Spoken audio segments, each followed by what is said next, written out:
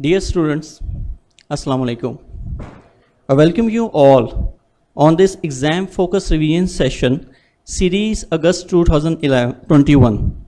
Today we are conducting a session on CAF 4, which is the last session, BMBS. The timing of this session is from 5:30 p.m. to 9 p.m. These sessions are available at ICAP houses at Lahore, Multan, Faisalabad, Gujranwala, Islamabad, and Peshawar. The students of other cities and abroad can join us using ICAP Students Facebook page. The students on Facebook page can ask their question in comment section. The material which will be used today will be available through a link in comment section of the video of this session on our Facebook page. This link will be pinned so that students can find it easily. We are lucky enough that we have Mr. Ziaul Haq for this session. So let me introduce you about briefly Sir's journey of CA. Mr. Ziaul Haq is an associate member of Institute of Chartered Accountants in England and Wales, and FCCA fellow member of Association of Chartered Certified Accountant ACCA UK. He is also an MBA from Anglia Ruskin University UK. He has worked with Deloitte UK in audit and insurance department at managerial level, and Sainsbury UK, a leading UK-based supermarket chain in HR department. Having served the firm and industry for 5 years, he has adopted teaching as profession on full-time basis in 2011.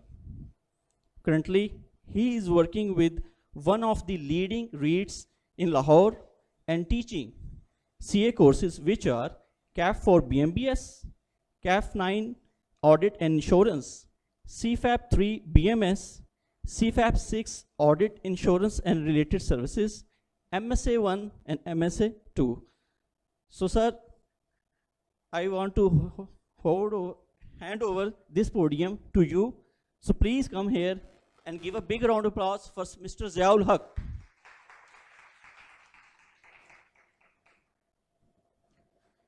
अस्सलाम वालेकुम। So last session हमारा BMBS का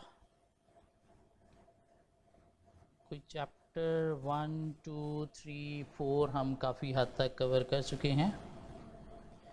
तो move होते हैं थोड़ा आगे।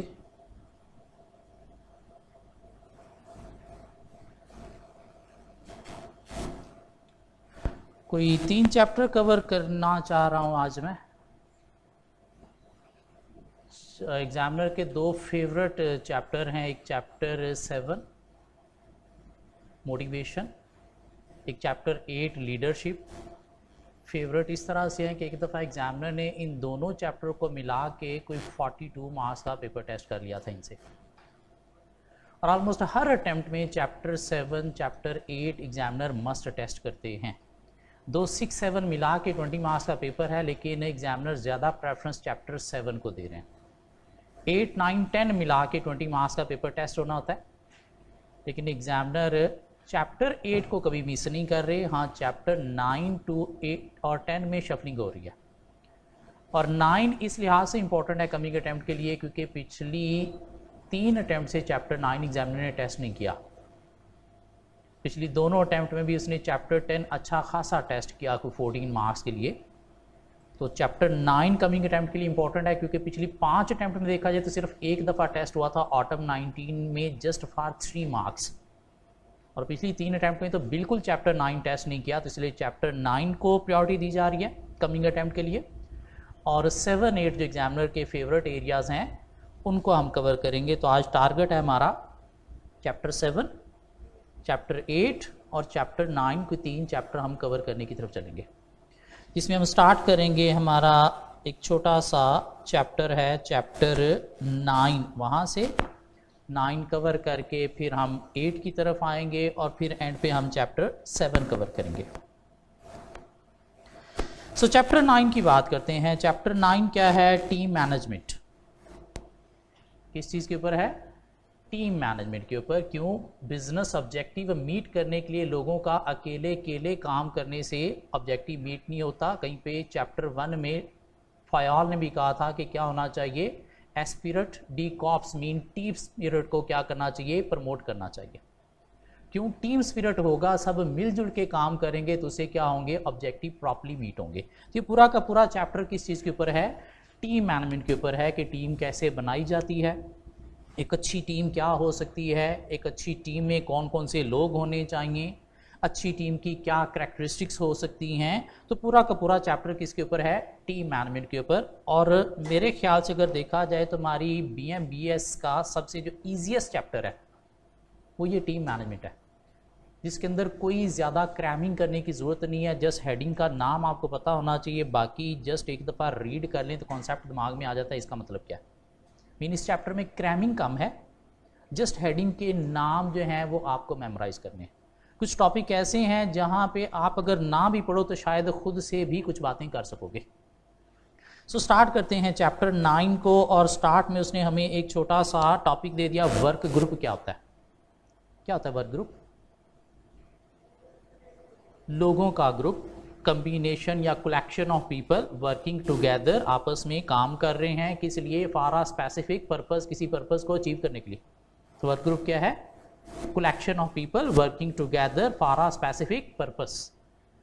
Work group को कहते हैं जी दो तरह के होते हैं, फॉर्मल वर्क ग्रुप होते हैं या फिर इनफॉर्मल वर्क ग्रुप होते हैं। फॉर्मल वर्क ग्रुप क्या है? ऐसा वर्क ग्रुप जो कंपनी की मैनेजमेंट ने बनाया है, लाइक एक डिपार्टमेंट कंपनी ने मैनेजमेंट ने बनाया है, उसके अंदर कुछ लोग उन्होंने इकट्ठे कर दिए हैं कि भाई आपने ये डिपार्टमेंट चलाना है, तो ये क्या है? फॉर्मल वर्क ग्रुप है। इनफॉर्मल वर्क ग्रुप क्या है? ऐसा वर्क ग्रुप जो कंपनी की मैनेजमेंट ने नहीं बनाया, लोगों ने खुद से आपस में यारी दोस्ती, आपस में कम्युनिकेशन इंट्रैक्शंस के थ्रू बनाया है, तो उसे हम क्या नाम देंगे? Informal work group. फॉर्मल जो मैनेजमेंट ने बनाया। अब चूंकि मैनेजमेंट ने बनाया तो अगर कोई बंदा बीच में से छोड़ के चला जाएगा तो मैनेजमेंट क्या करेगी? वहां पे कोई और बंदा अपॉइंट कर देगी। तो ये जो फॉर्मल वर्क ग्रुप है ये क्या होगा? परमानेंट। इनफॉर्मल वर्क ग्रुप चूंकि मैनेजमेंट ने बनाया, लोगों ने खुद से बनाया, तो बीच में से कोई अगर एक्टिव मेंबर छोड़ के चला जाए तो शायद वर्क ग्रुप भी खत्म हो जाएगा। तो फॉर्मल वर्क ग्रुप क्या होता है? परमानेंट, मैनेजमेंट ने फॉर्म किया है। जबकि इनफॉर्मल क्या होगा? टेम्परेरी, मीन खत्म भी हो सकता है और थ्रू सोशल इंट्रैक्शन डेवलप हुआ है। कहते हैं फॉर्मल चूंकि मैनेजमेंट ने बनाया है तो इसलिए उसका कोई ना कोई गोल ऑब्जेक्टिव भी होगा जिसके लिए बनाया है। लाइक अकाउंटिंग फाइनेंस डिपार्टमेंट एक बनाया, उसके अंदर लोगों का ग्रुप बना दिया कि आपने क्या करना है? अकाउंटिंग फाइनेंस का फंक्शन परफॉर्म करना है। मार्केटिंग के लोगों का एक ग्रुप बना दिया कि आपने क्या करना है? मार्केटिंग को फोकस करना है। सेल के लोगों का एक ग्रुप बना दिया कि आपने क्या करना है? कंपनी की सेल को प्रमोट करना है। जबकि इनफॉर्मल लोगों ने खुद से बनाया है तो आपस में सिर्फ टाइम पास के लिए, गप्पे शप्पे मारने के लिए भी हो सकता है, तो इसलिए उसका कोई ऑब्जेक्टिव नहीं भी हो सकता। अब फॉर्मल चूंकि मैनेजमेंट ने बनाया है तो उसकी ऑर्गेनाइजेशन चार्ट के अंदर कोई फॉर्मल एग्जिस्टेंस भी होगी।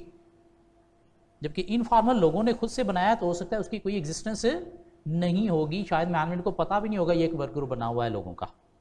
फॉर्मल में डिसीजन मेकिंग जो है वो कौन करेगा? ग्रुप का लीडर। जबकि इनफॉर्मल में ग्रुप चलेगा ही तब जब आपस में मिलजुल के डिसीजन करेंगे, mean through consensus, through mutual agreement decision होंगे कि हमने कैसे चीज़ों को लेके चलना है। फॉर्मल की असेसमेंट होगी, चूंकि मैनेजमेंट ने किसी ऑब्जेक्टिव के लिए बनाया है तो इसलिए उनके काम की असेसमेंट भी होगी। देखा जाएगा कि जिस काम के लिए बनाया था वो काम अचीव हो रहा है या नहीं हो रहा। और according to system, mean rules, policies, procedure चलेगा जो मैनेजमेंट ने डिफाइन किया है, जो उनको फॉलो करने हैं। जबकि इनफॉर्मल का जब कोई ऑब्जेक्टिव ही नहीं है, कोई टास्क ही नहीं है, गप्पे शप्पे मारने के लिए, तो क्या उनके कोई परफॉर्मेंस की असेसमेंट होगी? नहीं। और उसमें कोई रूल्स शूल्स भी नहीं होंगे। ग्रुप मेंबर्स खुद से देखेंगे हमने कैसे चलना है, कोई स्ट्रिक्ट रूल्स उनको फॉलो नहीं करने। पास में एग्जामिनर एक दफ़ा कोई 3 हेडिंग दे के ये टॉपिक टेस्ट कर चुके हैं और लास्ट टाइम 2019 में ये चैप्टर टेस्ट हुआ था तो यही टॉपिक टेस्ट हुआ था। 3 हेडिंग दे दिए कि सपोज क्या है जी, अपॉइंटमेंट है, मेंबरशिप है और सपोज एग्जिस्टेंस है, तो आप बताएं इनमें फॉर्मल इनफॉर्मल को डिफ्रेंशिएट करें। तो एक छोटा सा टॉपिक है, पता होना चाहिए। इससे आगे गए तो उसने हमें एक टॉपिक दे दिया कि वर्क ग्रुप और टीम में क्या डिफरेंस होता है।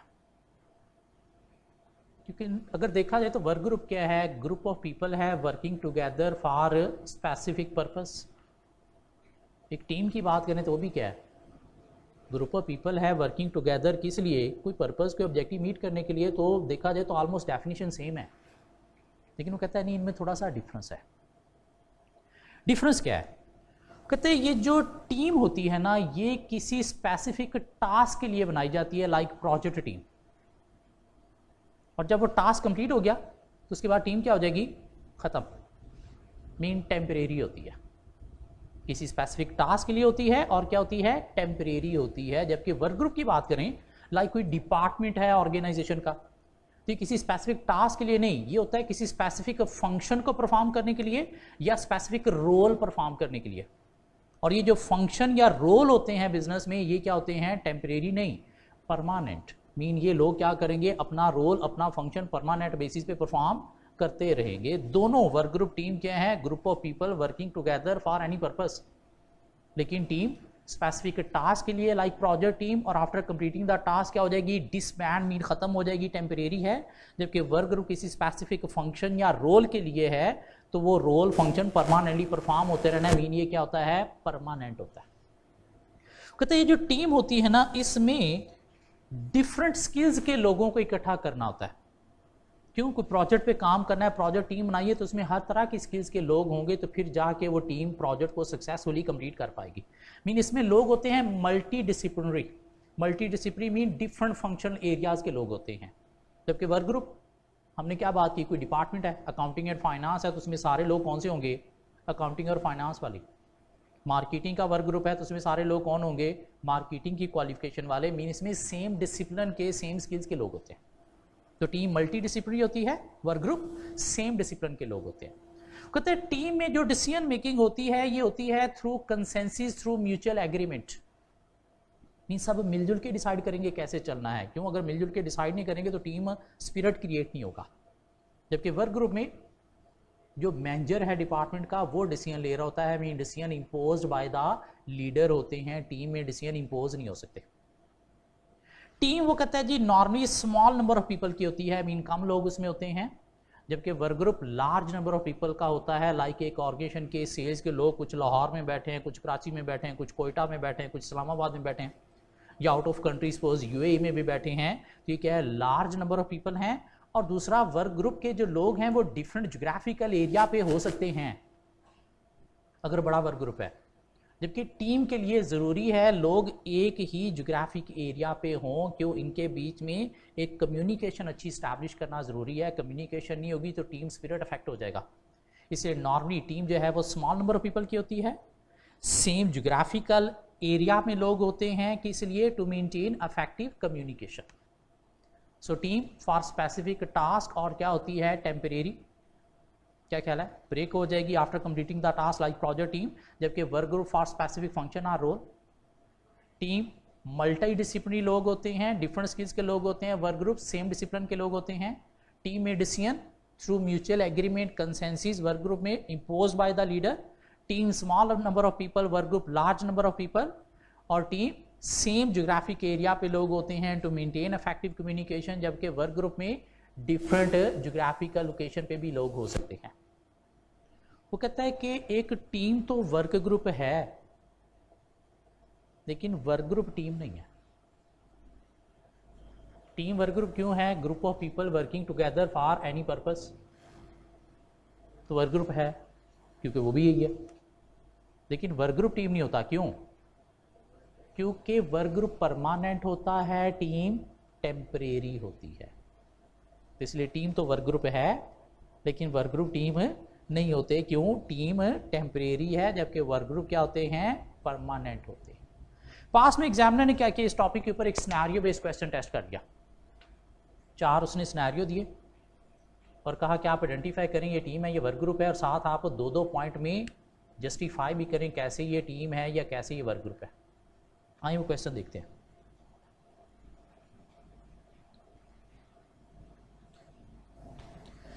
ऑटम 15 में एग्जामिनर ने टेस्ट किया था ये topic last time for 8 marks. Autumn 15 में 8 मार्क्स का हमें क्वेश्चन मिलेगा। क्वेश्चन नंबर 3 पार्ट ए क्या कहता है, state whether you would consider the following as a group or or team. और नीचे 1 2 3 4 हमारे पास 4 सिनेरियोज हैं, तो आपने बताना है ये टीम है, ये वर्क ग्रुप है, and also give 2 reasons in support of your answer in each of these situation, और आपने 2 रीज़न भी बतानी है। रीज़न बताने के लिए हमने क्या बताना है कि टेम्परेरी परमानेंट डिसीजन मेकिंग कैसे हो रही है, स्मॉल हैं या लार्ज नंबर ऑफ पीपल हैं, स्पेसिफिक टास्क के लिए हैं या फिर परमानेंट कोई रोल फंक्शन के लिए है, तो उन पॉइंट के अकॉर्डिंगली हम 2 जस्टिफिकेशन भी दे देंगे। So number 1, a union of clerical staff of Ravi bank limited which has 1200 branches in big cities. तो रावी बैंक लिमिटेड के कोई 1200 ब्रांचेज के स्टाफ की यूनियन है, यूनियन ऑफ क्लर्क है, कोई 1200 ब्रांचेज के स्टाफ की वर्क ग्रुप है या टीम है? क्यों वर्क ग्रुप है? लार्ज नंबर ऑफ पीपल हैं, डिफरेंट जोग्राफिकल लोकेशन पे भी हैं, और यहाँ पे लीडर जो है वही डिसीजन लेता है, जो यूनियन का लीडर होता है वो डिसाइड करता है क्या करना है। क्या ख्याल है? क्यों? कम लोगों में तो मिल के डिसीजन मेकिंग हो सकती है, लेकिन ज़्यादा में आपस में बनेगी नहीं डिसीजन, तो फिर होंगे ही नहीं, तो फिर उसमें कौन डिसीजन लेता है? लीडर इम्पोज करता है। तो वर्क ग्रुप है, 2 जस्टिफिकेशन भी दी जा सकती है। क्या कहना है? Number 2, the board of director of Syntax Sugar Mills Limited comprises of representative of provincial government, cane growers, institutional investors and private shareholders. Mean एक सिंटैक्स शुगर मिल लिमिटेड का बोर्ड ऑफ डायरेक्टर है जिसमें representative हैं किसके? Provincial government के भी representative हैं, केन growers mean farmers के भी रिप्रेजेंटेटिव हैं, और institution investor private share holder के भी रिप्रेजेंटेटिव्स हैं। वर्क ग्रुप है या टीम है? क्या ये बोर्ड ऑफ डायरेक्टर टेम्परेरी बनता है या परमानेंट कोई रोल फंक्शन के लिए होता है? क्या किसी स्पेसिफिक टास्क के लिए उसके बाद खत्म हो गया, या परमानेंट होता है ये बोर्ड ऑफ डायरेक्टर? परमानेंट होता है, जिसका काम क्या होता है? डिसीजन मेकिंग करना, और वैसे भी इसमें शायद लार्ज नंबर ऑफ पीपल के रिप्रेजेंटेटिव्स हैं, लार्ज नंबर ऑफ पीपल के रिप्रेजेंटेटिव हैं, तो उस पॉइंट ऑफ व्यू से ये भी क्या है? वर्क ग्रुप है। परमानेंट है, टेम्परेरी नहीं है। बोर्ड ऑफ डायरेक्टर का काम क्या है? डिसीजन मेकिंग करना, स्ट्रैटेजी प्रिपेयर करना, तो टेम्परेरी नहीं है। मेन ये रीज़न है कि क्या है? वर्क ग्रुप है, और क्या है? लार्ज नंबर ऑफ पीपल के रिप्रेजेंटेटिव्स भी हैं। Number 3, an investigation body of 3 officials constituted by government to conduct an inquiry into the causes of a major train accident. एक मेजर ट्रेन एक्सीडेंट हुआ है, उसके लिए क्या बना दी? एक कमेटी बना दी कि आप देखो ये क्यों हुआ है। इन्वेस्टिगेशन बॉडी टीम है, वर्क ग्रुप है? टीम है। क्यों? स्पेसिफिक टास्क है, टेम्परेरी है, वो टास्क इन्वेस्टिगेशन करने के बाद ख़त्म हो जाएगी, और शायद होगी भी कोई स्मॉल नंबर ऑफ पीपल की। क्या ख्याल है? And number 4, country ABC has nominated 3 individuals comprising of the president of the Football Federation, renowned foreign football coach and ex-captain on the national team to identify talented young players in the country and provide them training for participation in the Asian game to be held in 2018.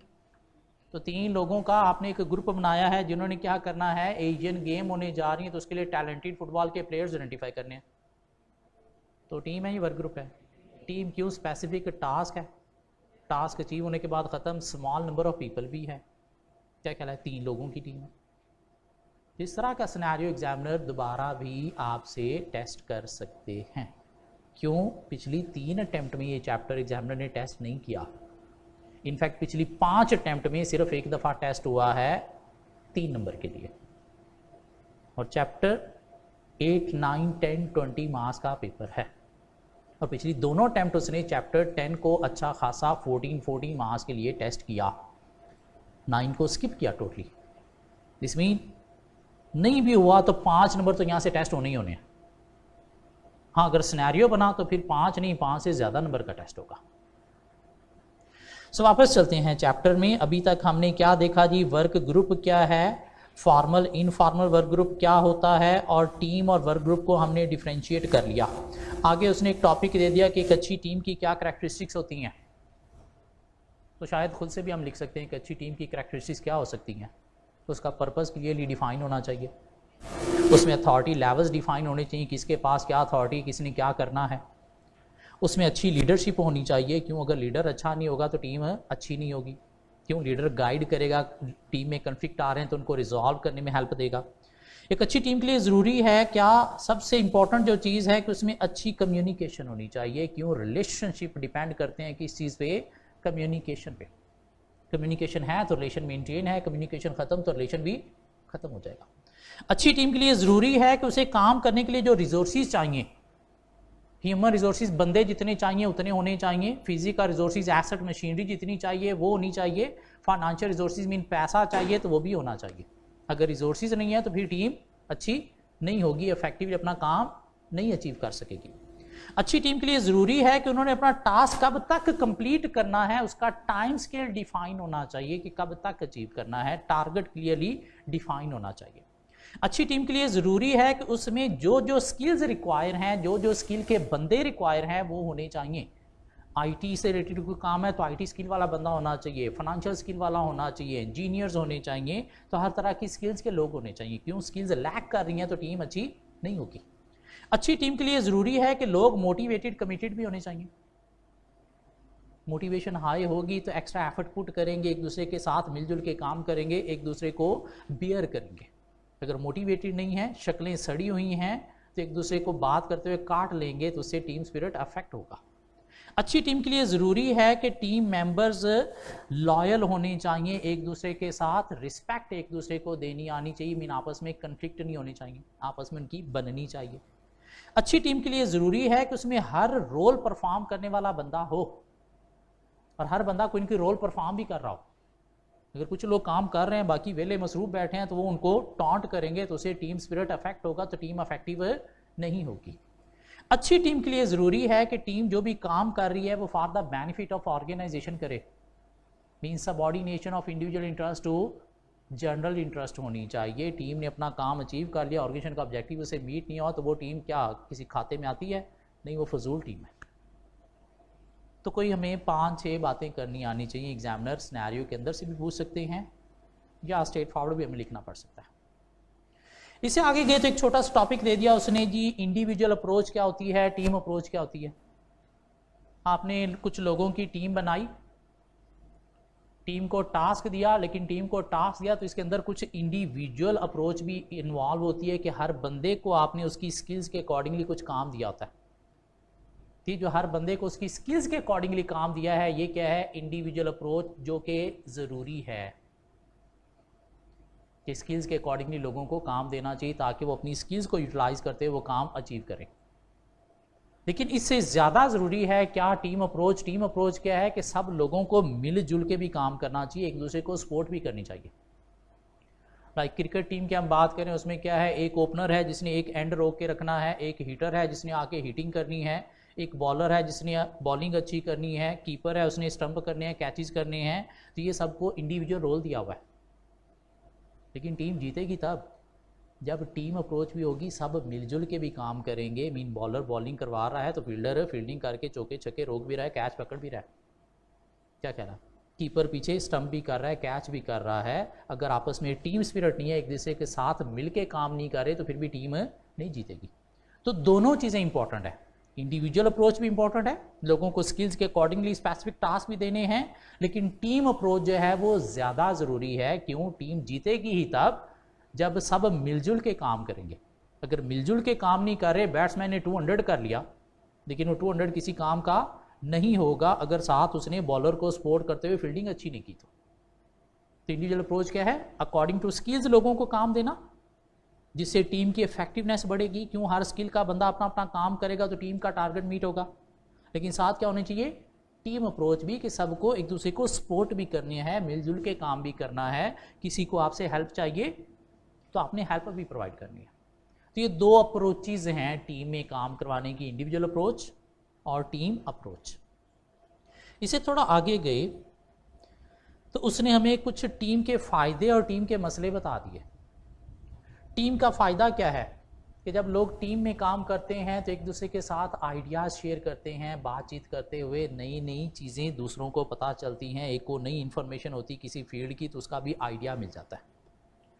Team का फ़ायदा क्या है कि इससे आपको दूसरों की जो साइकोलॉजिकल नीड है, दूसरों की साइकी को अंडरस्टैंड करने का चांस मिलता है। टीम का फ़ायदा क्या है कि इससे वो एरिया जिनमें आप स्पेशलाइज नहीं हो उनसे रिलेटेड भी आपको थोड़ी सी स्किल सीखने का चांस मिल जाता है। अपने एरिया में तो आप स्पेशलाइज हो ही हो, लेकिन साथ दूसरा बंदा अपना काम कर रहा है तो उसे देखते देखते थोड़ा सा आपको उसका भी आइडिया हो जाता है कि अच्छा ये किस तरह से किया जा सकता है। या उसे सपोर्ट करने गए हो तो आपको कह रहा है ये कर, तो उससे आप किसी और फील्ड में भी स्पेशलाइज्ड हो सकते हो।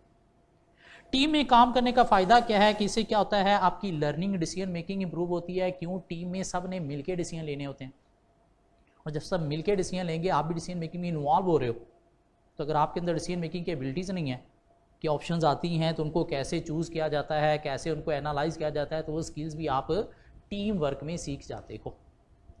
टीम का फायदा क्या है कि इससे साइनर्जी मिलती है। What is synergy? 2 + 2 = 5। वैसे 2 + 2 = 4 होता है ना, लेकिन सिनर्जी क्या है? 2 + 2 = 5। मतलब क्या कि दो एक्सपर्ट लोग अगर सेपरेट ऑपरेट कर रहे हैं तो इसने सपोज प्रोड्यूस किया 2, इसने प्रोड्यूस किया 2, लेकिन जब दो एक्सपर्ट मिल के काम करेंगे तो इससे कुछ एक्स्ट्रा बेनिफिट मिलेंगे। वो जो एक्स्ट्रा बेनिफिट हैं विद कम्बिनेशन ऑफ 2 एक्सपर्ट्स, वो एक्स्ट्रा बेनिफिट को नाम दिया जाता है सिनर्जी। मीन अब 2 + 2 = 4 नहीं होगा, क्या होगा?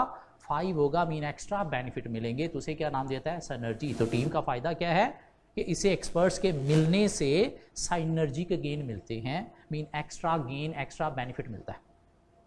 टीम का फायदा है कि इससे क्या होता है, इंडिविजुअल बायस ओवरकम होती है। मीन मन मर्जियां लोगों की ओवरकम होती हैं। क्यों? सबने मिलकर डिसीजन लेने।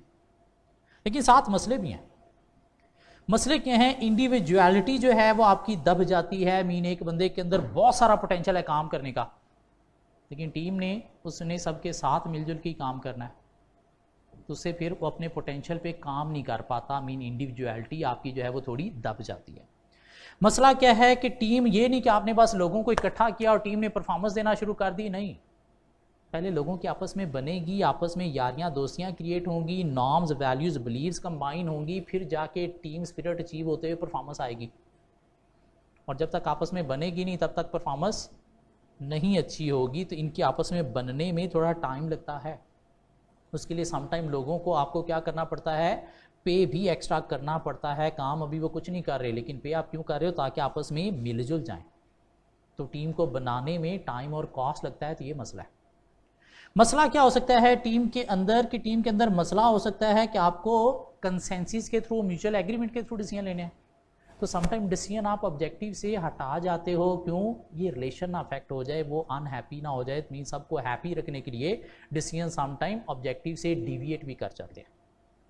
टीम में मसला होता है क्या कि टीम की अगर आपस में बन गई और इतनी अच्छी बन गई, इतनी अच्छी यारियां दोस्तियां क्रिएट हो गई, तो ये कल को मैनेजमेंट को प्रेशराइज भी कर सकते हैं कि हमारी पे बढ़ाओ। मीन ये डेंजरस हो सकता है किसके लिए? मैनेजमेंट के लिए अच्छी टीम। तो टीम के कुछ फ़ायदे भी हैं, कुछ मसले भी हैं।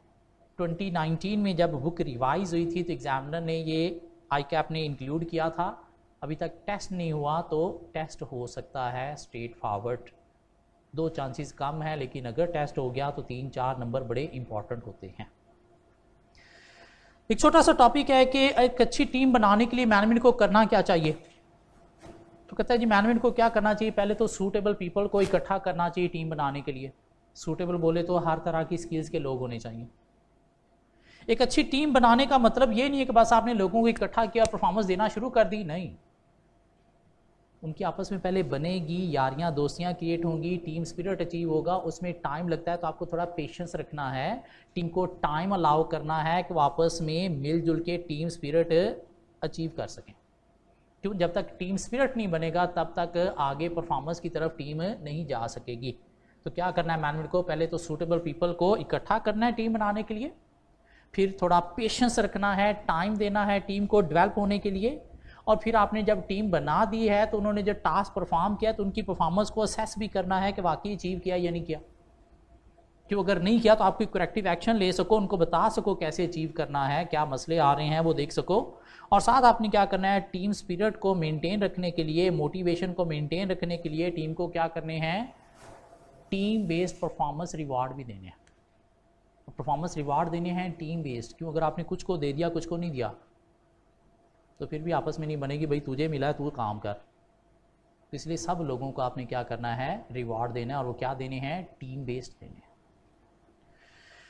इस चैप्टर में जो topic examiner scenario based test कर सकते हैं वो है बेल्बिन के टीम रोल्स। एक राइटर है बेल्बिन जो कहता है कि एक अच्छी टीम के लिए ज़रूरी है कि उसमें 9 रोल परफॉर्म करने वाले लोग होने चाहिए। 9 पीपल ज़रूरी नहीं है, 6 लोगों की भी टीम अच्छी हो सकती है, 5 लोगों की भी टीम अच्छी हो सकती है, 7 लोगों की भी हो सकती है, लेकिन अच्छी कब होगी जब उसमें 9 रोल परफॉर्म करने वाले लोग हैं। हाँ, अगर कोई रोल मिसिंग है, परफॉर्म करने वाला बंदा नहीं है, तो वो टीम फिर इफेक्टिव नहीं होती। क्या है वो 9 रोल, वो हमें लर्न करने हैं, उनका कॉन्सेप्ट लेना है। क्यों एग्जामिनर कोई सिनेरियो में लाइनें दे के कह सकता है बताएं ये कौन सा रोल परफॉर्म कर रहा है, नहीं बताएं ये रोल कौन सा परफॉर्म कर रहा है। पास में एग्जामिनर 2 दफ़ा ये टॉपिक टेस्ट कर चुके हैं कि 9 रोल की हेडिंग दे दी और कहा इनमें से कोई से 6 आप एक्सप्लेन कर दें।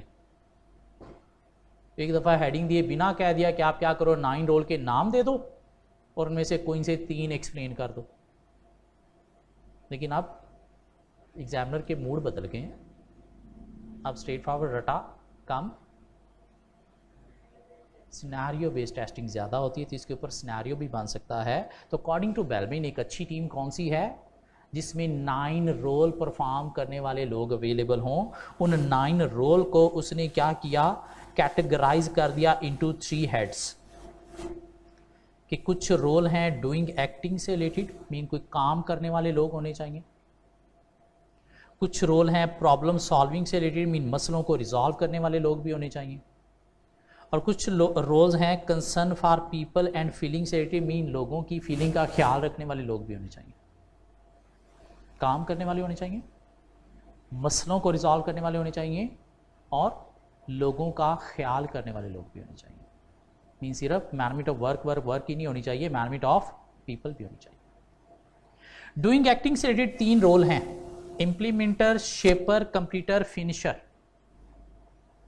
इम्प्लीमेंटर कौन है, एक ऐसा बंदा, एक ऐसा वेल ऑर्गेनाइज्ड बंदा जो टीम का टास्क स्टार्ट करेगा। जैसे हम कभी पढ़ने बैठे ना तो डिसाइड ही नहीं कर पाते स्टार्ट कहाँ से करें और उसमें अच्छा खासा टाइम वेस्ट कर जाते हैं। तो इस तरह से टीम का भी टास्क डिले ना हो जाए, एक बंदा होना चाहिए ऐसा वेल ऑर्गेनाइज जो टास्क को स्टार्ट करना जानता हो। वो कौन है, इम्प्लीमेंटर। लेकिन इसके साथ मसला है कि स्टार्ट तो कर लेता है लेकिन बड़ा स्लो होता है। तो फिर टीम में एक बंदा होना चाहिए जो क्या करे, टीम के अंदर एनर्जी पुट करे, सबको इनकरेज करे, चलो भी आओ हमें ये करना है। वो एनर्जी पुट करने वाला कौन है, शेपर, जो सबको इनकरेज करेगा, चलाओ हमें ये करना है, चलाओ जल्दी करें करें, ये हमने टाइम तक कंप्लीट करना है। तो एनर्जी पुट करने वाला कौन है, बंदा, शेपर। लेकिन ये क्या है, शेपर है, एनर्जी पुट तो करता है लेकिन वो कहता है insensitive about feeling of others, दूसरों की फीलिंग का ख्याल नहीं करता कि दूसरे इतने विलिंग हैं या नहीं, मोटिवेटेड हैं या नहीं काम करने के लिए, अभी उस चीज़ का ख्याल नहीं करता। बस जी आओ आओ करें करें करें, इसमें लगा रहता है, लोगों की फीलिंग को नहीं समझ रहा। सो इम्प्लीमेंटर वेल ऑर्गेनाइज जो काम को स्टार्ट करेगा लेकिन स्लो है। शेपर जो एनर्जी पुट करेगा, इनकरेज करेगा other to focus on the task, लेकिन insensitive about feeling of others है। कहते काम करने के लिए एक बंदा ऐसा भी होना चाहिए जो कंप्यूटर फिनिशर हो, जो काम को टिल एंड कंप्लीट भी करना जानता हो। ज़्यादातर लोग होते हैं काम स्टार्ट कर लेते हैं लेकिन फिनिश नहीं कर पाते। तो इस तरह से टीम में भी अगर फिनिशर नहीं होगा तो टीम अपना टास्क कंप्लीट नहीं कर पाएगी, बीच में छोड़ देगी। तो कंप्यूटर फिनिशर कौन है, एक ऐसा ट्रस्टवर्थी पर्सन जिसके ऊपर मैनेजमेंट को ट्रस्ट है और वो काम को कंप्लीट करना जानता है। लाइक एक क्रिकेट टीम की बात करें तो इम्प्लीमेंटर कौन है, ओपनर, जिसने जाके रन्स स्टार्ट करने हैं लेकिन समटाइम बड़ा स्लो चल रहे होते हैं। तो फिर आप क्या करते हो, बीच में एक शेपर पाकिस्तान टीम में देखा है तो ऑलवेज ये जो विकेट कीपर होते हैं ना, ये शेपर होते हैं, जाते ही जाके चल भाग, सिंगल नहीं यहाँ पे डबल ले और हिटिंग चिटिंग करने की कोशिश करेंगे ताकि एनर्जी पुट की जाए, लेकिन बहुत जल्दी आउट हो जाते हैं। तो कंप्यूटर फिनिशर कौन है, 5वें 6ठे नंबर पे जो बैट्समैन रखा हुआ है, मिसबा या इंजमामुल हक, जो क्या करेगा, टास्क को टिल एंड लेके जाएगा, जिसके ऊपर एतबार किया जा सकता है कि हाँ ये कंप्लीट कर सकता है।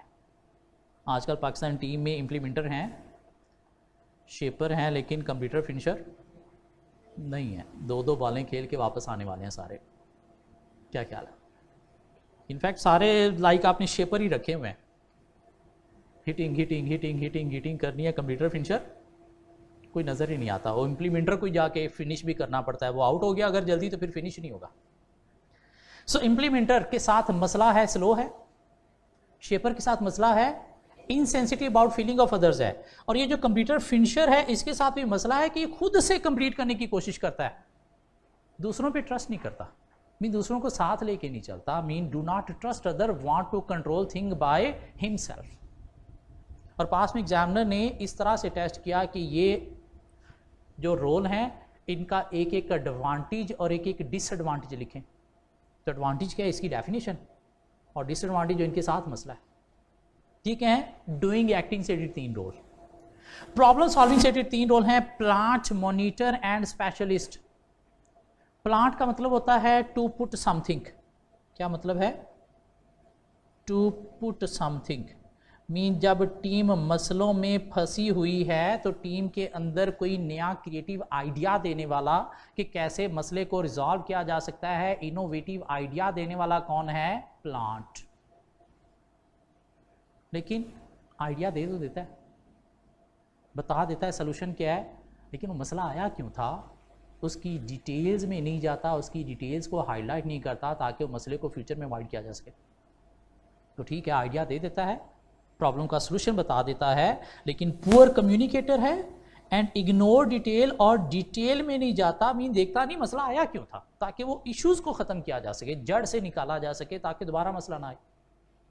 तो इशू क्यों आया था, वो जड़ों को देखने वाला, डिटेल देखने वाला इशू क्यों आया था, वो कौन है, मॉनिटर, इवैल्यूएटर, जो क्या करेगा, बिग पिक्चर थिंकर है, देखेगा क्या क्या इश्यूज हो सकते हैं जिसकी वजह से ये मसला आया था जो हमने रिजॉल्व किया।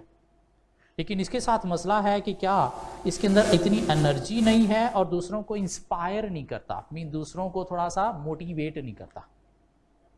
सो प्लांट क्रिएटिव आइडिया देने वाला, प्रॉब्लम को रिजॉल्व करने के लिए सोल्यूशन बताने वाला, but do not go into detail and poor communicator. तो डिटेल में जाके देखने वाला इश्यूज को कौन है, मॉनिटर।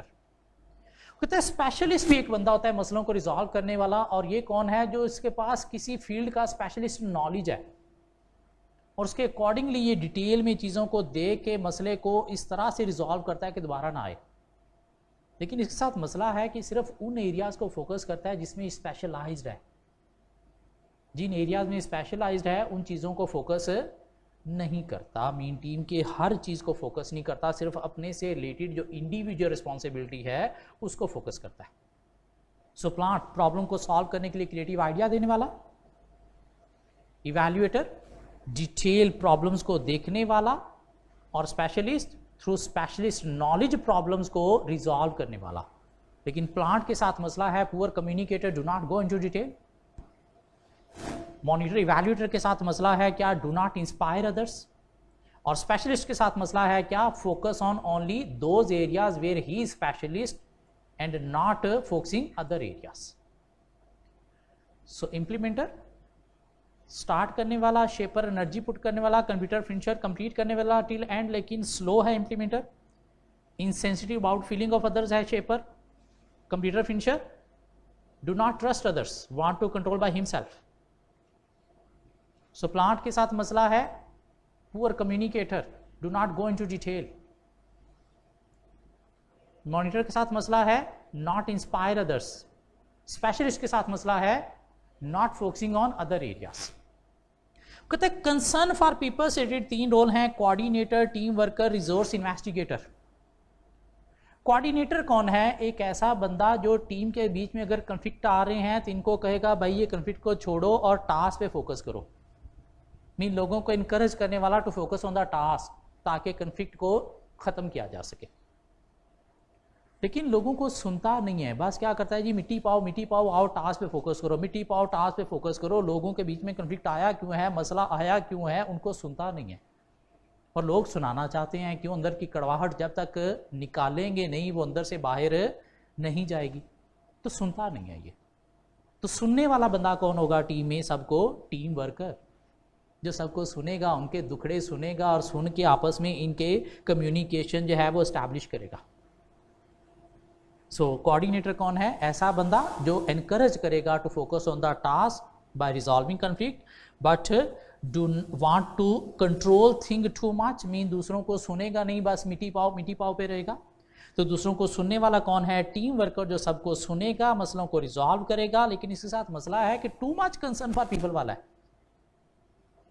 मीन लोगों को खुश करने की कोशिश करता रहता है और ऑब्जेक्टिव से रिलेटेड कोई चेंज वाला नया डिसीजन है तो समटाइम वो नहीं लेता, मीन लोगों की फोकस कर रहा है और कोई ऐसी बात जिस पे लोग नाराज हो जाएं उस बात को वहीं पे दबा देगा, जबकि हो सकता है बड़ी इंपॉर्टेंट बात थी। रिसोर्स इन्वेस्टिगेटर कौन है? ऐसा बंदा जो एक्सप्लोर करेगा दुनिया को, दुनिया में क्या नया नया आ रहा है, क्या हमें चीज़ नई मिल सकती है, दुनिया में कौन कौन से बंदे अच्छे अच्छे अवेलेबल हैं जिनको हम टीम में ला सकते हैं। तो ये क्या करता है? रिसोर्सिस, चाहे वो इनोवेशन वाले फिजिकल रिसोर्सेज हैं, चाहे ह्यूमन रिसोर्सेज हैं, वो एक्सप्लोर करके आके टीम के अंदर उसको इंक्लूड करता है, शेयर करता है सबके साथ। मीन बड़ा ही इनोवेटिव क्रिएटिव टाइप का ये बंदा है। लेकिन मसला इसके साथ कि टू मच ओवर ऑप्टिमिस्टिक है। ये ऑप्टिमिस्टिक पैसिमिस्टिक क्या होता है? ऑप्टिमिस्टिक पॉजिटिव अप्रोच वाला, पैसिमिस्ट नेगेटिव अप्रोच वाला। और ये पॉजिटिव अप्रोच वाला है इनोवेशन आनी चाहिए, नई नई चीज़ें टीम के अंदर आनी चाहिए, लेकिन बहुत ज़्यादा ओवर ऑप्टिमिस्टिक है। और जब लोग साथ सपोर्ट नहीं करते, क्यों लोग इतने ज़्यादा ओवर ऑप्टिमिस्टिक होती नहीं है सारे के सारे, तो फिर after some time energy lose कर जाता है। सो इम्प्लीमेंटर टास्क को स्टार्ट करने वाला, लेकिन मसला है स्लो होता है। एनर्जी पुट करने वाला शेपर, लेकिन मसला है दूसरों की फीलिंग को नहीं समझता। कंप्लीटर फिनिशर कंप्लीट करेगा टास्क को, ट्रस्टवर्थी पर्सन है, लेकिन मसला है do not trust others, want to control by himself. Plant creative idea देने वाला but do not go into detail and poor communicator. तो डिटेल में जाने वाला कौन है? मॉनिटर इवैल्यूएटर, जो बिग पिक्चर थिंकर है, चीज को डिटेल में देखेगा लेकिन do not inspire other. Specialist knowledge के थ्रू प्रॉब्लम को रिजॉल्व करने वाला but focus on only his areas. Coordinator encourage करने वाला to focus on task but do not listen others, want to control things too much, मिट्टी पाओ बस इधर आओ। तो सुनने वाला कौन है? टीम वर्कर, सुन के प्रॉब्लम को रिजॉल्व करने वाला, अच्छी कम्युनिकेशन स्टैब्लिश करने वाला, लेकिन difficult to take important decision, mean लोगों का ख्याल करेगा, फीलिंग्स ना हर्ट हो जाए, इसलिए समटाइम इंपॉर्टेंट डिसीजन नहीं लेगा। और रिसोर्स इन्वेस्टिगेटर जो नए नए रिसोर्सेज क्या करेगा? एक्सप्लोर करेगा, इनोवेशन के आइडियाज लेगा, नए नए लोग देखेगा कौन कौन है, उनको टीम में लेके आएगा, लेकिन too over optimistic and lose energy after some time, कब जब लोग इसको साथ उतने ओवर ऑप्टिमिस्टिक नहीं मिलेंगे। कहते हैं ये सारे के सारे रोल किसके हैं? टीम पर्सन के हैं, टीम मेंबर्स के हैं, टीम लीडर्स के नहीं है। हाँ, कोऑर्डिनेटर टीम लीडर हो सकता है लेकिन जरूरी नहीं है। क्यों? टीम में डिसीजन मेकिंग क्या होती है? थ्रू कंसेंसस म्यूचुअल एग्रीमेंट, इसलिए सारे के सारे रोल किसके हैं? टीम मेंबर्स के हैं। अब बेल्बिन कहता है कि मैनेजमेंट को क्या करना चाहिए? देखना चाहिए कि रोल परफॉर्म करने वाले लोग ऑर्गेनाइजेशन में हैं या नहीं है। कैसे देखा जा सकता है? एक क्वेश्चनियर के थ्रू यस नो के आंसर लेके, क्या आप ये काम कर सकते हो, यस या नो, क्या आप ये काम कर सकते हो, यस या नो, जहां से आपको पता चल जाएगा कि 9 रोल परफॉर्म करने वाले लोग हैं या नहीं है। और अगर कोई रोल मिसिंग है तो फिर क्या करना है आपने? मिसिंग है तो फिर क्या करना है? एग्जिस्टिंग लोगों को एनकरेज करना है कि मिसिंग रोल आप परफॉर्म कर दो। नहीं कर सकते, रिक्रूट कर लो मिसिंग रोल परफॉर्म करने वाला बंदा। या देखना है कि अगर बाहर से कोई बंदा ऐसा मिलता है जो मिसिंग के साथ एग्जिस्टिंग रोल भी परफॉर्म कर सकता है, तो एग्जिस्टिंग ऐसे बंदे को आप क्या कर लो? रिप्लेस कर लो उसके साथ जो 2 रोल आके परफॉर्म कर सकता है, रादर देन ये एक वाला बंदा रखो। क्यों? टीम जितनी कम लोगों की होगी उतनी ही आपस में टीम स्पिरिट हाई होगा, लोग ज्यादा होंगे तो आपस में बनना थोड़ा मुश्किल हो जाता है। तो अगर कोई रोल मिसिंग है तो क्या करना है? रिक्रूट करना है people who can perform missing role, encourage existing member to perform missing role, या फिर replace the existing member with the new member who can perform existing as well as missing role. से एक topic है जिसके ऊपर examiner scenario based question test कर सकते हैं। एक टॉपिक और है इस चैप्टर में, और वो क्या है, टकमैन की टीम फॉर्मेशन, टीम डेवलपमेंट की स्टेजेस। टकमैन कहता है कि टीम बस ये नहीं है कि आपने लोगों को इकट्ठा किया और टीम ने परफॉर्मेंस दे दी, नहीं, टीम की फॉर्मेशन में कोई 5 स्टेजेस इन्वॉल्व है। इनफैक्ट टीम की फॉर्मेशन में 4 स्टेजेस इन्वॉल्व हैं, forming, storming, norming and performing.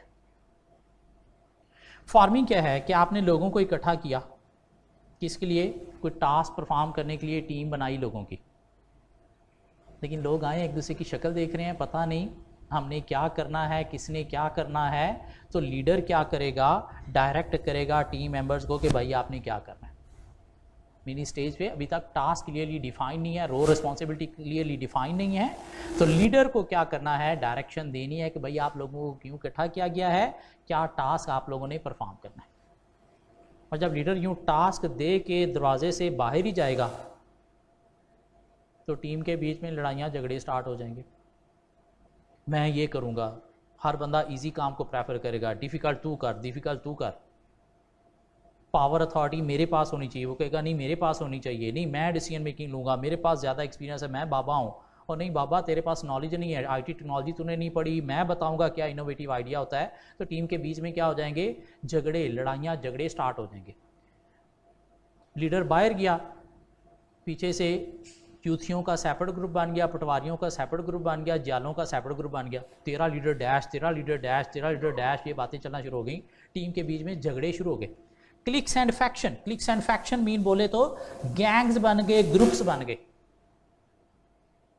फिर लीडर आएगा अंदर, देखेगा ये तो मारकुटाई स्टार्ट हो गई है, तू मैं स्टार्ट हुई है, तो इनको इनकरेज करेगा, रास्कलो तुम लोगों को इकट्ठा किया गया किसी टास्क के लिए, तुम यूथिये हो, तुम पटवारी हो, तुम जियाले हो, नहीं ये नहीं, इसको छोड़ो, टास्क के ऊपर फोकस करो।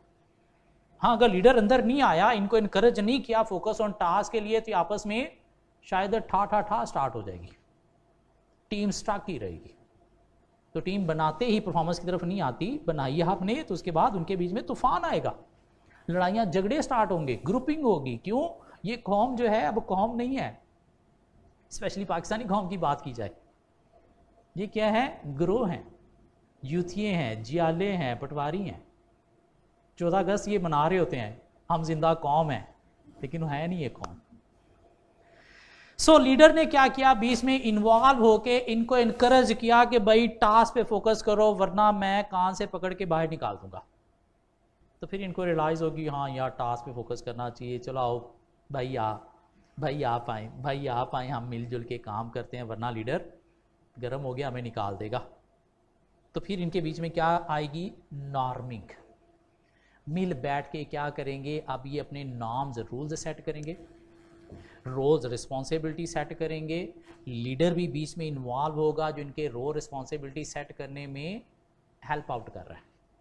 हाँ, ये नॉर्मिंग क्रिएट होगी तो टीम किस तरफ आएगी, परफॉर्मिंग की तरफ। जब तक नॉर्मिंग नहीं आएगी टीम परफॉर्मिंग की तरफ नहीं आ सकती। और परफॉर्मिंग क्या है कि टीम अब अपने फुल पोटेंशियल पे काम कर रही है, लीडर सिर्फ बताता है ये मसला है, टीम मेंबर्स खुद से बैठ के रिजॉल्व करते हैं, डिसीजन लेके काम करके देते हैं, आपस में मसले आते हैं वो भी मिल बैठ के रिजॉल्व कर लेते हैं। तो ये क्या है, परफॉर्मिंग स्टेज। तो फार्मिंग क्या है कि लोगों को इकट्ठा किया है, रो रिस्पॉन्सिबिलिटी क्लियर नहीं है, लीडर को डायरेक्शन देनी है। स्टॉर्मिंग क्या है, cliques and faction, groups gangs बन गए, कन्फ्लिक्ट आ गए, टीम मेंबर्स के ऊपर पावर के ऊपर स्ट्रगल कर रहे हैं, मीन हर कोई पावर अथॉरिटी अपने पास रखने की कोशिश कर रहा है, हर कोई ईजीएस्ट एरिया को प्रेफर कर रहा है। तो लीडर को भी यहाँ पे इन्वॉल्व होना है और डंडे के जोर पर इनको इनकरेज करना है to focus on the task. जब तक लीडर इन्वॉल्व नहीं होगा टीम यहाँ पे स्टक रहेगी, परफॉर्मेंस की तरफ नहीं जा सकती। और उसके बाद क्रिएट होगी नॉर्मिंग, जहाँ पे ये मिल बैठ के अपने रोल्स रिस्पॉन्सिबिलिटी क्लियर करेंगे। थ्रू पार्टिसिपेटिव मैनर में लीडर बीच में इन्वॉल्व होके इनकी चीज़ों को सेट करेगा। और जब नॉर्मिंग क्रिएट होगी तो टीम कहाँ पे जाएगी, परफॉर्मिंग पे, कि अब नॉर्म्स क्लियर हो चुके हैं। लास्ट स्टेज है जहाँ पे टीम फुल पोटेंशियल पे काम कर रही है, प्रॉब्लम्स आ रही हैं तो खुद से मिल बैठ के रिजॉल्व कर रहे हैं। और लीडर क्या कर रहा है, डेलीगेट किया हुआ इनको सब कुछ, बस प्रॉब्लम बताता है, बाकी ये खुद करके दे रहे हैं। तो कोई 12 साल बाद टकमैन को पता चला कि नहीं यार एक स्टेज और भी होनी चाहिए, जिसको नाम दिया गया डॉर्मिंग एडजॉर्निंग या आप इसके साथ लिख लो डी फार्मिंग। कि टीम जो फॉर्म की थी अब उसे क्या करना है, डी फॉर्म भी करना है। क्यों? टीम क्या होती है? Temporary for specific task. और अगर आपने डी फॉर्म नहीं की तो टास्क तो कंप्लीट हो गया। अब टीम मेंबर क्या करेंगे? फिर वेले बैठे हुए हैं, नहीं पता क्या करना है। और जब वेले बैठेंगे नहीं पता क्या करना है तो उस सूरत में थोड़ा स्ट्रेस भी क्रिएट हो सकता है। दोबारा आप इनसे काम करवाने की कोशिश करोगे तो शायद उतना अच्छे पोटेंशियल पे काम नहीं करेंगे। क्यों? स्ट्रेस की वजह से डीमोटिवेट हो चुके हैं। तो इसलिए ये स्टेज भी आपको कंसिडर करनी है बिफोर फार्मिंग, कि काम करवाने के बाद हमने टीम को करना क्या है, आगे किसी और टास्क के लिए लेके जाना है या ख़त्म करना है। तो पहले से ये क्लियर होना चाहिए कि हाँ, टास्क कंप्लीट करने के बाद हमने क्या होना है, ख़त्म होना है, ताकि हैप्पी हैप्पी सारे ख़त्म हो जाएं, अपने अपने घर चले जाएं, पैसे लेके जाके अय्याशी करें, ताकि दोबारा टीम बने तो मोटिवेशन के साथ आएँ। अगर आपने ख़त्म नहीं की, ना ही उनको पता आगे क्या होना है, तो फिर स्ट्रेस में आ जाएंगे कि पता नहीं आगे क्या चलना है, और उससे फिर डीमोटिवेशन हो जाएगी। दोबारा इनको कोई टास्क दोगे तो फिर शायद उतने पोटेंशियल पे ये काम नहीं कर सकेंगे। तो इसलिए 5वीं स्टेज भी आपको कंसीडर करनी है। सो टकमैन कहना क्या चाह रहा है कि टीम की फॉर्मेशन में स्टेजेस हैं, तो मैनेजमेंट को टीम बनाते ही परफॉर्मेंस की तरफ नहीं आ जाना चाहिए। थोड़ा पेशेंस रखना चाहिए, इन्हें टाइम अलाउ करना चाहिए, ताकि क्या करें, आपस में मिल बैठ के जब तक नॉर्म्स क्रिएट नहीं करेंगे तब तक परफॉर्मेंस नहीं हो सकती। अब हमें यह भी पता होना चाहिए कि किस स्टेज पे लीडर का रोल कौन सा है। फार्मिंग स्टेज पे लीडर क्या कर रहा है, डायरेक्शन दे रहा है, तो लीडर है अथॉरिटेरियन रोल वाला। स्टॉर्मिंग स्टेज पे भी लीडर ने डंडा उठाना है, अथॉरिटेरियन स्टाइल है। नॉर्मिंग पे पार्टिसिपेटिव लिखा हुआ है कि लीडर सबऑर्डिनेट्स ने मिल के नॉर्म्स सेट करने हैं, रोल रिस्पॉन्सिबिलिटी सेट करने हैं। लेकिन परफॉर्मिंग पे लीडर क्या कर रहा है, सिर्फ प्रॉब्लम बता रहा है, बाकी सारे काम कौन कर रहे हैं, सबऑर्डिनेट्स। तो स्टाइल क्या होगा, डेलीगेटिंग। हाँ, जो लास्ट स्टेज है यहाँ पे भी लीडर क्या करेगा, अथॉरिटेरियन स्टाइल से आके क्या करेगा, टीम को डीफॉर्म करेगा। सो इसके ऊपर भी कोई सिनेरियो अपीयर हो सकता है। आपको डिफरेंट बातें उसने बता दी और आपको पूछा गया कि आप आइडेंटिफाई करें ये टीम फॉर्मेशन की कौन सी स्टेज है। लोगों को इकट्ठा किया गया और अभी तक क्लियर नहीं है सबको क्या करना है। नहीं, लोग सब मिल बैठ के टीम मेंबर जो हैं अपने रोल डिफाइन कर रहे हैं। नहीं, टीम मेंबर खुद से मसले रिजॉल्व कर रहे हैं, लीडर आके सिर्फ प्रॉब्लम बताता है। नहीं, टीम मेंबर्स के बीच में तोपें चल रही हैं। टीम मेंबर ने काम कंप्लीट कर लिया है और हैप्पी अब जो है वो अपने अपने घरों को जा रहे हैं। तो इस तरह से कुछ सिनेरियो दे के आपसे पूछा जा सकता है कौन सी ये स्टेज है। तो स्टेज बनाने के लिए मॉडल का पता होगा। हेडिंग क्या है, फॉर्मिंग, स्टॉर्मिंग, नॉर्मिंग, परफॉर्मिंग और एडजॉर्निंग या डीफॉर्मिंग।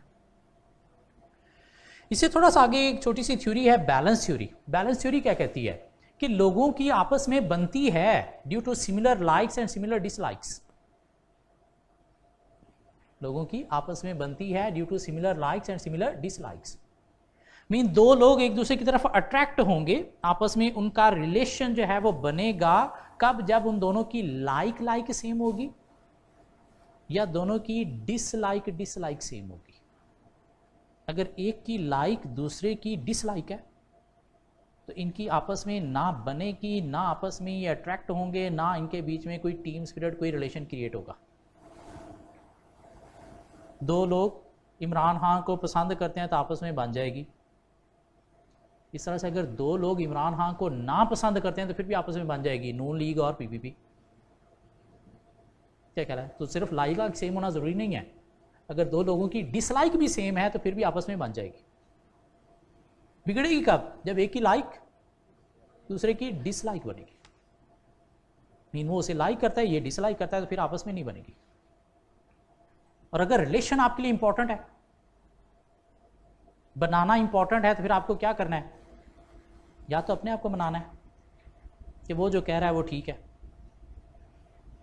बैलेंस आ जाएगा, या उसे मनाना है कि मैं जो कह रहा हूं वो ठीक है।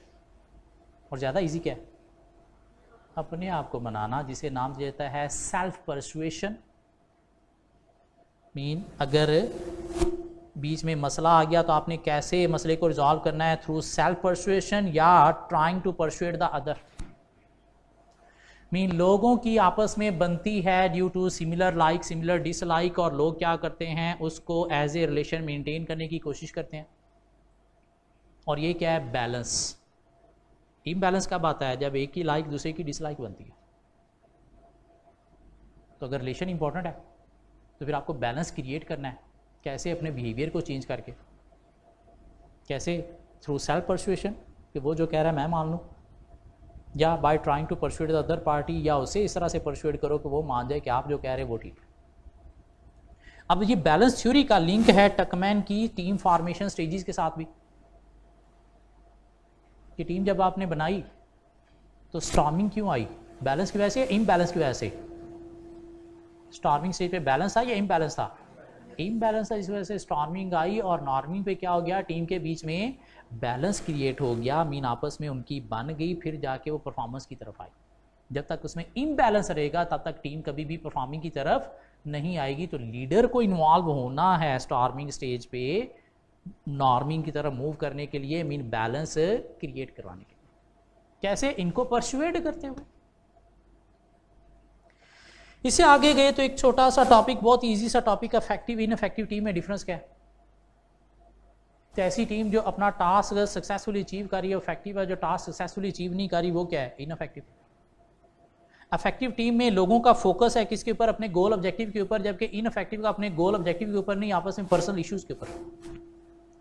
इफेक्टिव टीम में डिसीजन मेकिंग क्या होगी, कलेक्टिव। इनइफेक्टिव में कुछ लोग डिसीजन मेकिंग इंपोज कर रहे होंगे जिस वजह से बाकी जो है साथ सपोर्ट नहीं करेंगे। क्यों, हमारे ऊपर चीज़ें इंपोज क्यों की जा रही, हमसे क्यों नहीं पूछा जा रहा। इफेक्टिव टीम में अच्छी कम्युनिकेशन होगी, फ्री फ्लो ऑफ इंफॉर्मेशन होगा। ऑब्वियसली कम्युनिकेशन अच्छी हो तो रिलेशनशिप मेंटेन होता है। और इनइफेक्टिव टीम में कम्युनिकेशन ब्रेकडाउन होगी, लोग एक दूसरे के साथ बातें खुल के नहीं करेंगे, सीक्रेट रखेंगे, तो उससे रिलेशनशिप अफेक्ट होगा ही होगा। तो टीम क्या होगी, इनइफेक्टिव। इफेक्टिव टीम में क्या होता है, लोग एक दूसरे के साथ कोऑपरेट करते हैं। कॉपरेशन का मतलब क्या है कि दूसरा बंदा अगर नहीं आया आज तो आप उसका भी काम कर दोगे। मीन लोग स्विच करते हैं from one task to another. Ineffective में नहीं, मेरा काम ही बस मुझे देखना है, नहीं आया तो बाढ़ में जाए वही देखे। मीन लोग स्विच नहीं करते from one task to another. Effective team में कन्फ्लिक्ट होते हैं लोगों के बीच में, लेकिन कौन से, पॉजिटिव, जिसे कंस्ट्रक्टिव कन्फ्लिक्ट का नाम दिया जाता है। मीन ऐसा कन्फ्लिक्ट जो गोल ऑब्जेक्टिव रोल रिस्पॉन्सिबिलिटी की वजह से है, जो फुली लोग मिल बैठ के रिजॉल्व करते हैं और उसे रोल रिस्पॉन्सिबिलिटी और ज़्यादा क्लियर होते हैं, जो ऑर्गेनाइजेशन ऑब्जेक्टिव मीट करने में हेल्प देते हैं। जबकि इनइफेक्टिव टीम में कन्फ्लिक्ट होते हैं लेकिन पॉजिटिव नहीं, नेगेटिव, रोल रिस्पॉन्सिबिलिटी के ऊपर नहीं, अपने पर्सनल इश्यूज़ के ऊपर, पर्सनल ग्रजीज जो कभी भी फुली रिजॉल्व नहीं होते, अंदर ही रह जाती हैं कड़वाहटें। इफेक्टिव टीम में लोग एक दूसरे को सपोर्ट करते हैं, मीन हेल्प आउट करते हैं अपने काम के साथ साथ उसका काम करने में भी। What is the difference between cooperation and support. Cooperation है switching from one task to another, जबकि सपोर्ट क्या है, अपने टास्क के साथ साथ दूसरे को भी हेल्प आउट करना ताकि वो भी काम कर सके। जबकि इनइफेक्टिव में एक दूसरे को सपोर्ट नहीं करेंगे। इफेक्टिव टीम में team spirit, team loyalty high होगी, जबकि इनइफेक्टिव में टीम लॉयल्टी नहीं होगी, आपस में कन्फ्लिक्ट होंगे, आपस में मसले झगड़े होंगे, एक दूसरे की शक्ल तक देखना लोग पसंद नहीं करेंगे, तो इसलिए टीम क्या होगी, इनइफेक्टिव।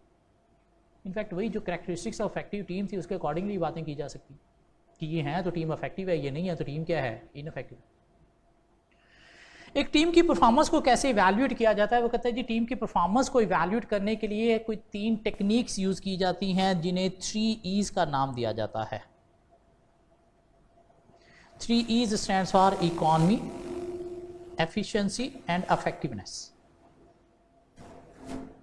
इकोनॉमी क्या है, लोएस्ट कॉस्ट, कि देखना है टीम ने जब अपना टारगेट मीट किया है वो बजट के अंडर मीट किया है या नहीं किया। बजट के अंडर मीट किया है तो इकॉनमी अचीव की है, मीन परफॉर्मेंस अच्छी है।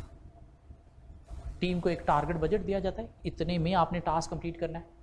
एक्चुअल जो भी खर्चा किया है बजट के साथ कंपेयर करके देखा जाएगा, अगर बजट तक या बजट से कम है तो टीम ने क्या किया है, इकॉनमी अचीव किया। अगर एक्चुअल बजट से ऊपर चला गया तो टीम ने इकॉनमी अचीव नहीं की, मीन अच्छी परफॉर्मेंस नहीं थी। कैसे कैलकुलेट किया जाएगा? By comparing actual spending with the plan mean budgeted spending. Efficiency क्या है? इनपुट आउटपुट का रिलेशनशिप। मीन देखना है कि टीम ने जो आउटपुट दी है, मीन जो अपना टास्क कंप्लीट किया है, ये minimum input mean minimum resources use करते हुए अचीव किया या नहीं किया। Mean meeting task with minimum resources. Mean team ने अपना task come time come labour our use करते हुए किया या नहीं किया।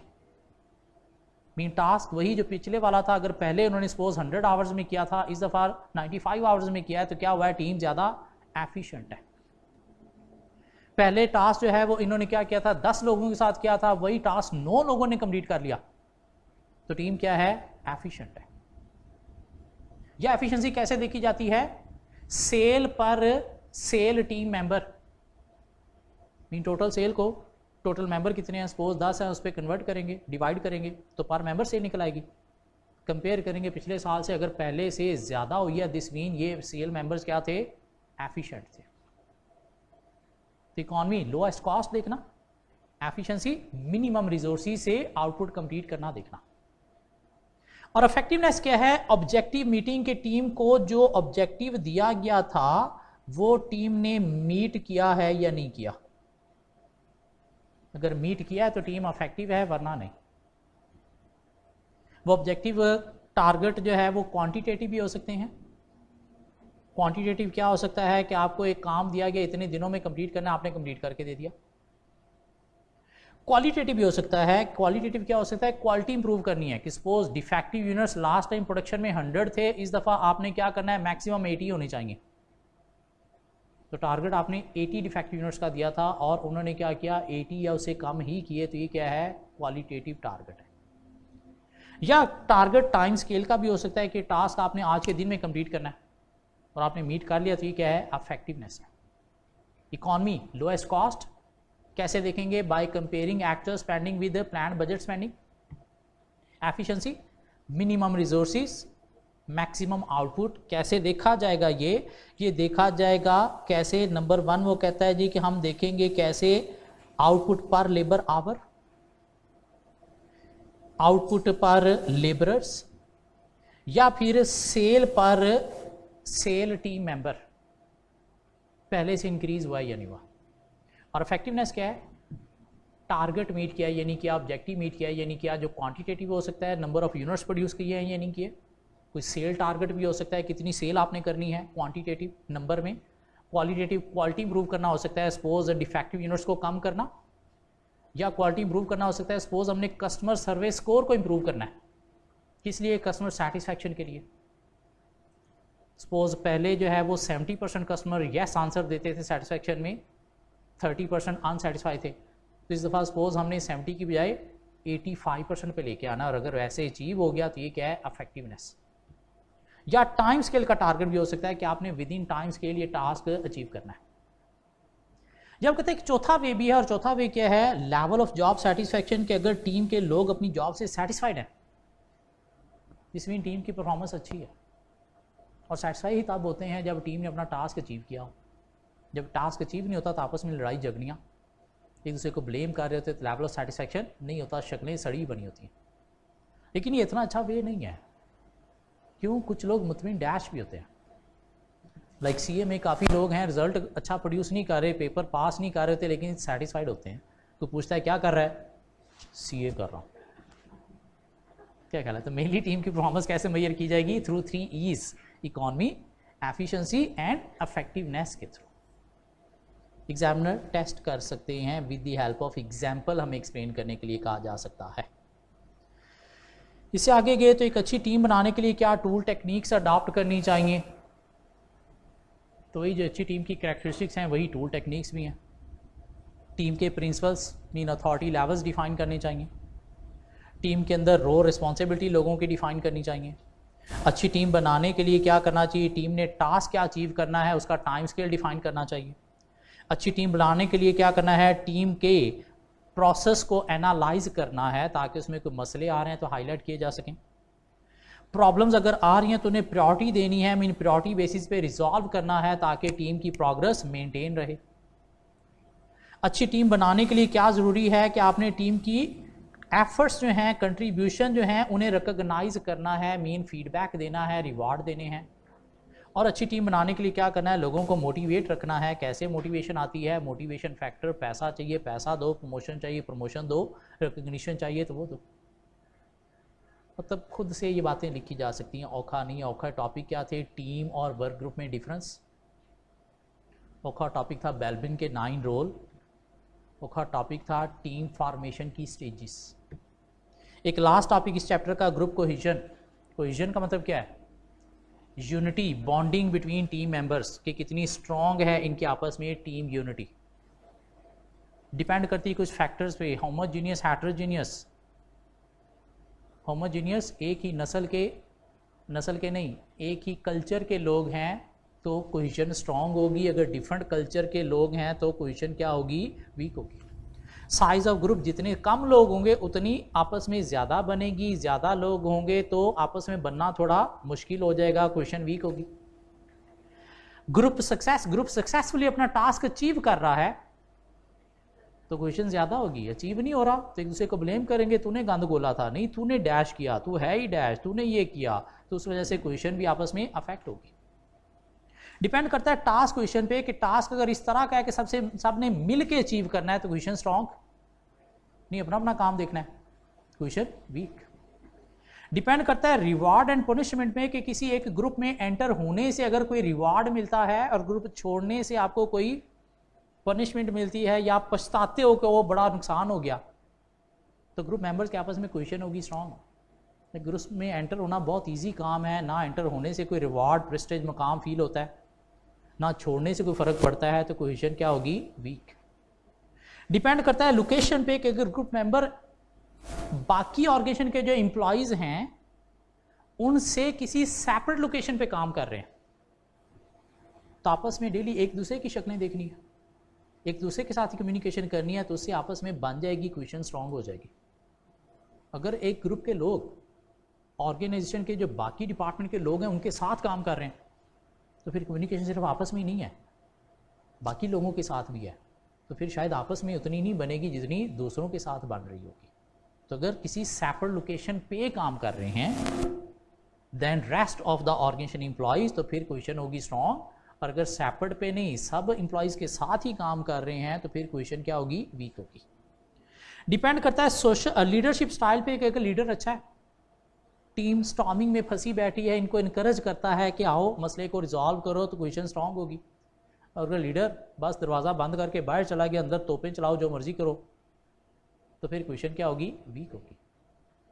डिपेंड करता है सोशल क्वेश्चन पे, कि अगर ग्रुप मेंबर एक दूसरे की शक्ल तक देखना पसंद नहीं करते, ये तो है ही पटवारी, मैंने इसके साथ नहीं बैठना, मीन एक दूसरे की कंपनी को एंजॉय नहीं करते, तो क्वेश्चन स्ट्रांग या वीक, वीक। नहीं, अगर आपस में इनकी यारा दोस्तियां अच्छी हैं, एक दूसरे की कंपनी को एंजॉय करते हैं, एक ने जोक क्रैक किया, बाकियों ने भी आगे से हा हा करके उसे जोक ही लिया, तो क्वेश्चन स्ट्रांग। एक ने जोक क्रैक किया, उसने कहा तूने मुझे बात लगाई है तेरी डैश, एक दूसरे की कंपनी को एंजॉय नहीं कर रहे, तो क्वेश्चन क्या होगी, वीक। क्यों, आपस में सोशल इंट्रैक्शन अच्छे नहीं है। डिपेंड करता है कंपटीशन फ्रॉम एक्सटर्नल ग्रुप, कि अगर इस ग्रुप को जो टारगेट दिया गया है वो किसी दूसरे ग्रुप के टारगेट के साथ कंपटीशन में है, मीन रिवार्ड अवार्ड उसे मिलना है जो पहले अचीव करेगा, तो फिर आपस में क्वेश्चन स्ट्रांग हो जाएगी, हमें ये अचीव करना है। अगर किसी एक्सटर्नल ग्रुप के साथ कोई कंपटीशन ही नहीं है तो फिर टास्क इतनी इंपॉर्टेंस फील नहीं होगी, तो क्वेश्चन भी वीक होगी। डिपेंड करता है barrier to entry and prestige, के किसी ग्रुप में एंटर होने से अगर कोई प्रेस्टेज मुकाम आप फील करते हो, लाइक CSS के लोग जब CSS कर जाते हैं तो मुकाम फील करते हैं, कल को आप चार्टर्ड अकाउंटेंट बन जाओगे, ICAP मेंबर बन जाओगे तो एक मुकाम फील करोगे, तो आपस में क्वेश्चन क्या होगी, स्ट्रॉन्ग। और अगर कोई मुकाम फील ही नहीं होता, कोई इंपॉर्टेंस ही नहीं है, तो फिर क्वेश्चन इतनी ज़्यादा स्ट्रॉन्ग नहीं होगी। तो ये भी एग्जामिनर ने पास में एक दफ़ा टेस्ट किया हुआ है, ग्रुप क्वेश्चन क्या है, इसके कुछ फैक्टर्स की लिस्ट डाउन दे दें तो दोबारा भी टेस्ट हो सकता है। सो चैप्टर 9 हमारा ख़त्म हो गया। ओके टॉपिक थे इसमें बेल्विन, टीम वर्क ग्रुप में डिफरेंस और टीम फार्मेशन की स्टेजेस, और पास में सिर्फ एक ही दफ़ा सिनेरियो बेस्ड टेस्ट हुआ है और वो क्वेश्चन हमने देख लिया, टीम और वर्क ग्रुप को डिफ्रेंशिएट करना। ठीक हो गया। बाकी इसके ऊपर जो टॉपिक बाकी हैं इसके ऊपर मैं कोशिश करूँगा अपने मॉक में कुछ सिनेरियो बेस्ड क्वेश्चन इंक्लूड करूँगा ताकि पता चल जाए सिनेरियो बेस्ड क्वेश्चन कैसा आ सकता है इस चैप्टर से। मैं कोशिश करूँगा लेक्चर के वाइज जो है